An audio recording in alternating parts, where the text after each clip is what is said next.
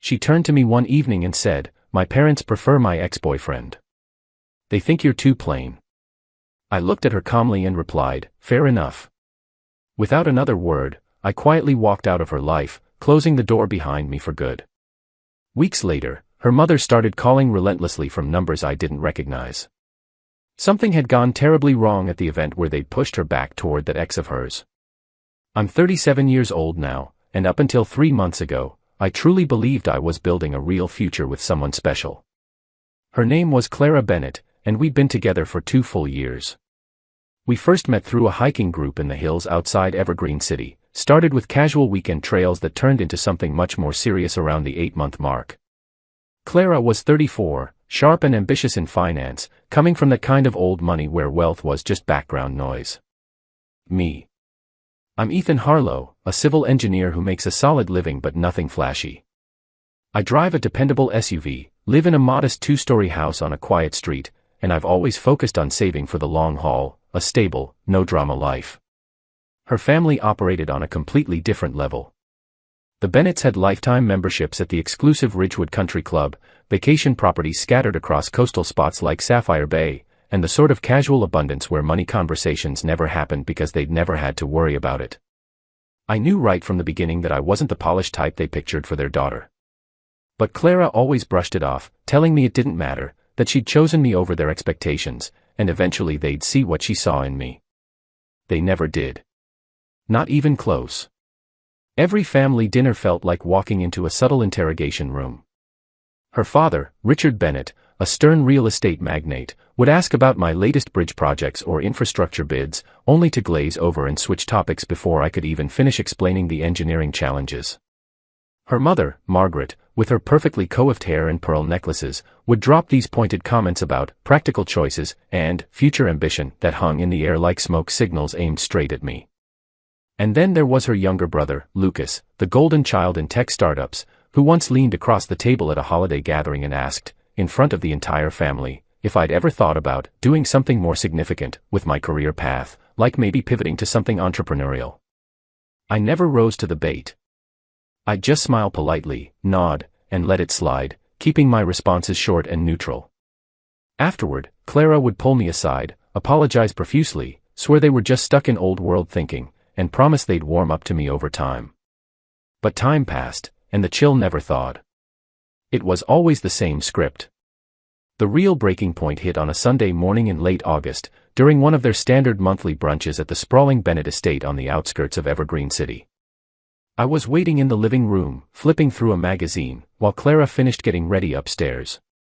That's when I heard voices drifting from the study. The door was cracked open just enough. It was Richard and Margaret, deep in conversation. "He's just so ordinary," Margaret was saying, her tone dripping with disappointment. No real presence, no fire in his belly. Clara could aim so much higher. Richard grunted in agreement. Remember that fellow she dated before him, Mark Langley? Now there was someone with potential, connections, drive. We should invite him to the charity gala at the Ridgewood next month. Give them a chance to reconnect properly. I didn't stick around for the rest. I slipped back to the living room couch, stared blankly at some overpriced abstract painting on the wall, one of those swirling modern pieces that probably cost more than my entire vehicle. Clara came down 10 minutes later, looking polished in her sundress. "Ready?" she asked. "Yeah," I said, forcing a smile. Brunch dragged on with the usual forced small talk, layered under those thinly veiled judgments from her parents. I barely said a word, picking at my eggs Benedict. She noticed my silence on the drive home. "What's wrong? You were so quiet today." "Nothing. Just tired from the week," I lied. She bought it and let the subject drop. That same evening, we were at her luxury apartment in the heart of downtown Evergreen, high ceilings, gleaming high-end appliances, custom furniture, original artworks dotting the walls. It always felt like I was visiting a showroom, even after 2 years of dating. I was perched at the kitchen island watching her chop vegetables for dinner when she finally spoke up, not quite meeting my eyes. "I need to tell you something." "Okay." "My parents want me to go to their charity gala next month at the Ridgewood Club." "All right. They're inviting my ex, Mark." I set down the glass of water I was holding, feeling the room tilt slightly. Why? They think we were good together back then. They want us to reconnect. And what do you think about that? She turned to face me fully, wiping her hands on a towel. I think it's ridiculous, but you know how they are, they won't drop it. So what are you saying? I'm saying I have to go, and he'll be there, and my parents are going to turn it into this whole production. They prefer him, Ethan. They think you're too plain. Those were my mother's exact words. In that moment, something heavy settled in my chest, not burning anger, not sharp hurt, but a cold, crystal clear understanding. Fair enough, I said simply. What? Her eyes widened. Fair enough. If that's how they feel, and apparently how you feel okay repeating it, then that's how it is. That's it. That's all you're going to say. What do you want me to say? Fight for your family's approval. Compete with your ex like some prize. I'm not asking you to compete. Then what are you asking? She opened her mouth, closed it again. No answer came. I left that night. Told her straight up that I needed space to think things through. She didn't try to stop me or beg me to stay. Over the next week, I did a lot of real thinking, not just surface-level stuff, but digging deep into what I actually wanted from life and love. Was this constant uphill battle what relationships were supposed to be? The more I reflected, the more obvious it became. I'd been compromising pieces of myself for 2 straight years.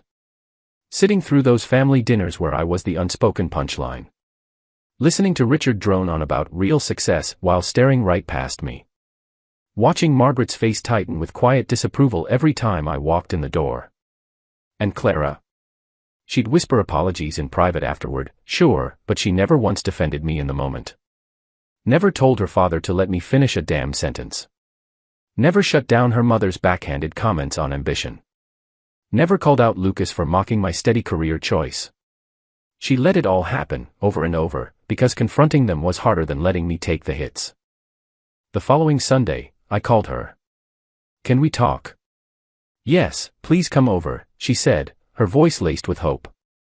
When I got to her apartment, she looked so relieved, like she was convinced I'd show up to patch things up and push through. Instead, I said, I'm done. With this, with us. What? Because of what my parents said.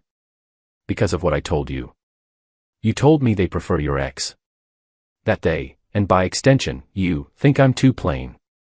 And you said it like it was just some neutral fact I needed to swallow and keep going. I was being honest with you. You were being cruel, whether you meant to or not. I love you. Maybe you do. But you care more about what your parents think than how their words make me feel. And I'm not signing up for a lifetime of proving my worth to people who've already written me off. So that's it. You're just leaving. Yeah, I am. You're not even going to fight for this. For us. There's nothing left to fight for. You've already chosen them over me, every single time. Her face crumpled, tears welling up. That's not fair. It's completely fair. Every insult from them. You stayed silent. Every time they made me feel small and out of place. You apologized later but let it happen again and again. You've been choosing them this whole time. I'm just finally accepting reality. I can change. I'll talk to them, make them understand who you really are. You've had 2 years to do that. You didn't, because deep down, you agree with them. You think I'm too plain too. You just didn't want to say it out loud. That's not true. Then why didn't you ever defend me? Why let Lucas mock my job in front of everyone? Why let your mother keep making those digs about ambition and success? If you really believed I was enough, you would have shut it down right then and there. She opened her mouth to respond, closed it, tried again, nothing came out. That's what I thought, I said quietly. I walked out the door without looking back. On the drive home, I blocked her number, scrubbed her from my social media, deleted all our shared photos from my phone, and gathered up the few things she'd left at my place over the years, a spare toothbrush, some workout clothes, that novel she'd been reading. I packed it all into a box, left it on my front porch with a note, please pick up at your convenience. She came by the next day while I was at work and took it without a word. That night, an email popped up from an address I hadn't blocked yet. "I can't believe you're actually doing this." I didn't reply, just added it to the block list. The first week was the hardest. I'd instinctively reach for my phone to text her about something random, then remember and stop. I'd spot something funny in a meeting and think about sharing it with her later, only to catch myself. Even cooking dinner felt off. I'd make portions for two out of pure habit, then eat leftovers for days. But by the second week, a weight lifted. I started reclaiming the parts of my life I'd put on hold. Weekend hikes without coordinating schedules around her. Movies she always vetoed as boring. Simple home-cooked meals she used to call too basic. It hit me then how much I'd been shrinking myself, not just around her family, but around her too. Constantly trying to seem a bit more impressive, a bit more ambitious, a little less plain to measure up. 3 weeks after I walked away, my phone rang from an unknown number. I nearly ignored it, but curiosity won out. "Hello." "Hi, Ethan, this is Margaret Bennett." I should have hung up right then. "What do you want?" "I need to talk to you." "Please." "I don't have anything to say to you." "Just 5 minutes." "It's important." Against every instinct, I stayed on the line. "Something happened at the gala with Clara and her ex," she started, voice unsteady. "Not my problem anymore. He's not who we thought." They were reconnecting, chatting like old times. He seemed so charming, just like we remembered. But later, she found him in one of the private lounges, openly flirting with someone else. The daughter of one of Richard's business associates. My stomach twisted despite myself. What happened? She confronted him. He just laughed in her face, called her naive for thinking he wanted anything serious. Said he only showed up because we practically begged him, that he was there to network, not rekindle anything. It was all in front of witnesses. I didn't respond. She's devastated, Ethan. Crying nonstop for days, locked in her room, won't talk to us or eat properly. Just lies there staring at the ceiling. Why tell me this? Because we were so wrong, about him, about you. We thought Mark was the ambitious, successful match we wanted for her. But he's empty inside, all surface charm. You were the genuine one. Kind, stable, real. And we pushed you away. Yeah, you did. I'm calling to apologize sincerely. And to ask, would you consider talking to her? She needs you, even if she won't say it. She doesn't need me. She needs to learn that her parents don't always know best. We made a terrible mistake. You made several. Over 2 years. Will you at least think about it? No. Because even if I did, and I don't, it would just cycle back. The next time you disapprove of my job, my clothes, my plainness, she'll start doubting again. We'll end up right where we started. I promise that won't happen this time. Your promises don't mean a thing to me anymore. You promised to welcome me into the family. You didn't. Promise to give me a fair shot. You didn't. She loves you. She loves the idea of me now that her backup plan blew up. That's not the same. I hung up. She called back 3 more times, I let them go to voicemail. Then the text started rolling in, long messages about how sorry they were, how they'd misjudged everything, how Clara was heartbroken and it was all their fault, how they'd do anything to make it right. I blocked the number without reading them all. 2 days later, I pulled into my driveway after work and saw Clara's car parked there. She was sitting on the front steps, looking wrecked. You need to leave, I said firmly, staying in my car. Please, Ethan, just talk to me. There's nothing to talk about. She stood up as I got out and walked past her to the door. He humiliated me in front of everyone.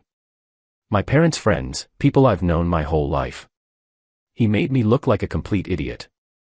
I'm sorry that happened to you. But it doesn't change a thing between us. I know you're angry, but I need you back. You needed me to be good enough for your parents. I wasn't, and you agreed. I don't care what they think anymore. I swear. You will. Maybe not today, but eventually. And we'll be right back here, you apologizing for them behind closed doors but never standing up in public. I'm not doing that again. I promise. Your promises don't hold weight anymore. She broke down crying right there on my front porch, full ugly sobs. I could see curtains twitching across the street, neighbors watching the show. Please, she begged. I love you. I made a stupid mistake. Don't throw away 2 years over this. I'm not throwing anything away. You did that the moment you told me your parents think I'm too plain, like it was just a fact to accept. When you let them treat me like I wasn't worthy, when you chose their approval over my self-respect. I didn't mean it that way. Yes, you did. And that's okay, you're entitled to your feelings, to valuing their opinions. But I'm entitled to walk away from a situation that diminishes me. I went inside, locked the door, and sat on my couch listening to her cry outside for a solid 20 minutes until her car finally pulled away. That night, she tried calling again. I didn't pick up. Emails followed, I deleted them unread. She even tried reaching out through mutual friends from the hiking group. I told them point blank to stop relaying messages or I'd cut ties with them too. They backed off. For weeks after I'd ended it, her father called from a number I didn't have blocked yet. No clue how he got it, maybe from my work directory, maybe he had someone dig it up. Didn't matter. We need to talk, he said, no hello, straight to business. No, we don't. I'm prepared to make this right. Nothing to make right. I'll get you a job at my firm. Better title than your current one, higher pay, corner office, full executive perks. I actually laughed out loud, couldn't help it. You think I want a pity job from you? I'm trying to fix what we broke. You can't. You insulted me, looked down on me, made me feel inadequate for 2 years straight. And now that your precious Mark humiliated your daughter, you want to buy me back like some consolation prize. That's not how this works. She loves you. She loves the upgraded version of me now that her better option crashed. But when the next impressive guy comes along, one you approve of, she'll start questioning if I'm enough all over again. I'm not playing that game. You're being stubborn. No, I'm choosing self-respect over being someone's fallback when plan A fails. Goodbye. Hung up, blocked him too. The attempts didn't stop there. Over the next month, they pulled out all the stops. Margaret sent a handwritten letter, 12 pages long, delivered by courier special. I tossed it after skimming the first paragraph. Richard showed up at my job site once, security walked him off the property when I said I wanted no part of it. Lucas even slid into my LinkedIn messages with some logical appeal about family reconciliation. They dangled money, groveled with apologies, swore therapy sessions, public mea culpas at their next gathering. Her mother vowed they'd all change. Her father promised to sing my praises. I ignored every single one. Because the truth? They weren't sorry for treating me like garbage. They were sorry it backfired. Sorry their golden boy turned out to be a sleaze. Sorry their daughter was suffering the consequences. But no real remorse for who they were or how they'd made me feel, like an outsider tolerated at best. About 6 weeks after the breakup, Clara made one last stand. She was waiting outside my gym in the parking lot. I spotted her car as I pulled in. I'd been going there 5 years, no way was I letting her derail my routine. I'm not leaving until you talk to me, she said as I walked past. Then you'll be waiting a long time. I went in, did my full session, cardio, weights, core, stretches, took my time in the locker room shower. Hour and 15 minutes later, she was still there when I came out. I broke it off with my parents, she blurted. I'm not speaking to them anymore. Told them what they did was unforgivable. That's your business, not mine. I did it for you, for us. Don't do things for me. We're not together. But we could be. Please. No. We couldn't. Why not? Because you're only here now because Mark flopped. Because your parents finally admitted they were wrong. Because you have no other options lined up. That's not love, Clara. That's settling for convenience. That's not true. It is, and you know it. If he'd been the man your parents thought, the one actually interested, you'd be with him right now. I'd just be the plain ex you dated until something better came along. She had no comeback for that. Go home, I said. Move on. Find someone your family approves of from day one, someone who fits seamlessly into your world without you having to defend them or change who they are. You'll be happier that way. I won't. Not without you. You will, eventually. You're not built for defying them long term. And I'm not interested in being the guy you have to fight for. I want someone proud of me exactly as I am, from the start, who sees my steady life as a strength, not a flaw. I could be that person. No, you couldn't. And that's fine. We're just not compatible. We never really were, we both just wanted to believe we could make it work. I got in my car and drove off. In the rearview mirror, I watched her standing alone in the lot, figure shrinking smaller and smaller until she faded from view entirely. That was 2 months ago. Haven't heard a peep from her or the Bennetts since. I figure she finally got the message, or maybe she found someone new, someone more suitable, someone her parents would endorse without hesitation. I don't know, and honestly, I don't care anymore. I'm doing better than fine, actually. Started going out more, joined a different hiking group, not the one where we met, a fresh crowd. Met some cool people, went on a few low-key dates. Nothing serious yet, but I'm in no rush. Last week, I had dinner with Nora Klein, a project manager I know from work. She's smart, funny, totally down-to-earth, no pretenses. We talked shop, hobbies, even family stuff without it turning awkward. At one point, she asked what I do for fun. Hiking mostly, some reading. Pretty simple guy. She smiled. Simple is good. Simple is honest.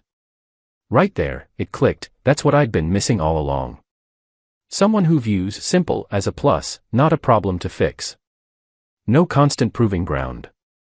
A coworker asked me yesterday if I regretted walking away, if I should have given her another shot after the ex-drama blew up. Hell no, not even a little. She straight up told me her parents saw me as too plain, and she expected me to just accept it and keep grinding for their nod. Why would I ever look back on escaping that with anything but relief? But you loved her, he pushed. I loved who I thought she was, the woman who'd stand up for me publicly, choose me outright over their judgments. But that woman either didn't exist or wasn't strong enough to show up when it counted. That's kinda harsh. Nah, that's reality. Love without mutual respect is just pain dressed up with pretty words. At 37, I've got a solid career laying foundations that last, a comfortable home I actually own outright, a life I'm building on my terms. I don't need someone who treats me like a backup plan, a settlement when the better choice fizzles. Don't need a partner whose family deems me ordinary while her silence hints she might agree underneath it all. Her family called me plain. Maybe I am, but plain means real. Stable. Honest. Dependable through storms. The kind of ordinary that builds things meant to endure. I'd make the same choice again in a heartbeat. No regrets.